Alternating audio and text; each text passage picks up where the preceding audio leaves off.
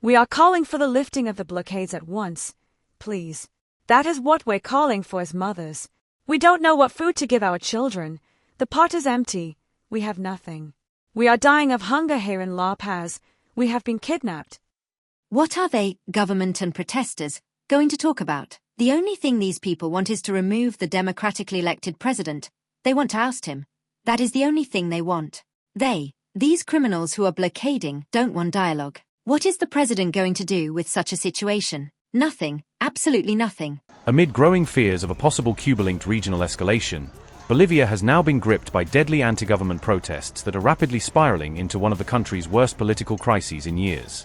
Bolivia has entered a second straight week of chaos and unrest, while authorities and foreign allies warn that some protest groups may now be pushing the country toward what they describe as a possible coup d'état. Resign, or we will kick you out, that was the furious warning issued by anti-government demonstrators as anger against President Rodrigo Paz intensified across Bolivia's streets and highways. After earlier warnings from Donald Trump's allies about an alleged threatening endgame involving Cuba and Latin America, Washington has now openly backed Bolivia's government as unrest continues to spiral. At the same time, tensions between Bolivia and Colombia are escalating fast, with Trump's team now accusing outside political forces of helping turn Bolivia's domestic unrest into a wider regional confrontation. Bolivia's capital descended deeper into chaos for a second consecutive week as massive anti-government rallies continued to paralyze large parts of the country. Protesters and riot police violently clashed in the capital city while unrest rapidly spread across Bolivia, triggering nationwide disruptions and growing political tensions. Resign or we will kick you out. You only have two options. We will not make any more requests, because you will never fulfill them, for any sector. Anti-government protesters blocked major roads and highways across Bolivia, bringing transportation, trade, and daily life to a standstill in several parts of the country. Meanwhile, Bolivia's president refused to hold talks with demonstrators, dismissing some protest groups as vandals amid the deepening political crisis.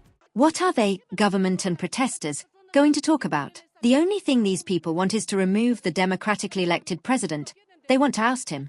That is the only thing they want. These criminals who are blockading, don't want dialogue. What is the president going to do with such a situation? Nothing, absolutely nothing. Bolivia's new president is now facing the biggest challenge of his leadership just 6 months after taking office amid growing nationwide unrest and political pressure. The Bolivian government has attempted to calm the protests by proposing a series of political reforms aimed at easing tensions and restoring public confidence.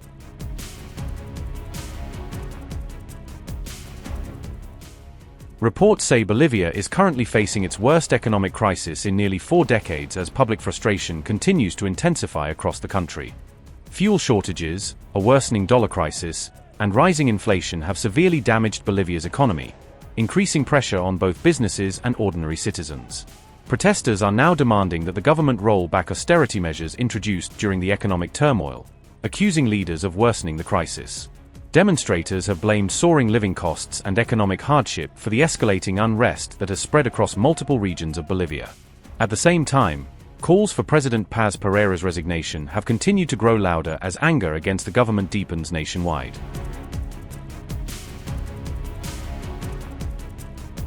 President Paz Pereira announced a major cabinet reshuffle as his government struggled to contain the growing political and economic crisis shaking Bolivia. The Bolivian leader also promised to create a new council representing workers and indigenous groups in an attempt to rebuild trust and reduce tensions. We are forming the Economic and Social Council, where we are going to call on all those who want to participate in the government to build a joint government. You know that we have a line of proposed regulations, but I do not want that tomorrow when we present the regulation to someone ill-intentioned, because they are not sectors, they are specific groups, they are specific people. They say no, that is to privatize, no, that is to raise a tariff. That is why the call for this Economic and Social Council, which will be and will have monthly work, will be to explain things directly, so that there are no secrets, no capacity for some to distort. At the same time, a diplomatic crisis erupted between Bolivia and Colombia as political tensions spilled beyond Bolivia's borders during the unrest. Bolivia expelled the Colombian ambassador after controversial comments made by Colombian President Gustavo Petro further inflamed the situation. In a social media post, Petro described Bolivia's president as a puppet of the US, triggering outrage from Bolivian officials and government supporters. In response, Bolivia accused Colombia of interfering in its internal affairs and worsening tensions during a period of nationwide instability. The conduct of President Petro is reproachable because he confuses ideology and his possible personal positioning or his personal state, and he forgets the history between nations and believes that ideology is above nations. The main cause of the unity of our nations is the freedom for which we were born as a continent, and in the specific case of South America. Colombia later recalled its ambassador from Bolivia after the diplomatic row between the two countries continued to escalate amid the growing unrest. U.S. Secretary of State Marco Rubio publicly backed Bolivia's government as violent clashes and street protests intensified across the country. Meanwhile, U.S. officials described the unrest in Bolivia as an ongoing coup d'état, signaling Washington's growing concern over the situation. The U.S. Deputy Secretary of State also claimed that criminal networks were helping fuel the protests and instability unfolding inside Bolivia. Washington further accused a mix of politics and organized crime of driving the Bolivian crisis and worsening nationwide tensions.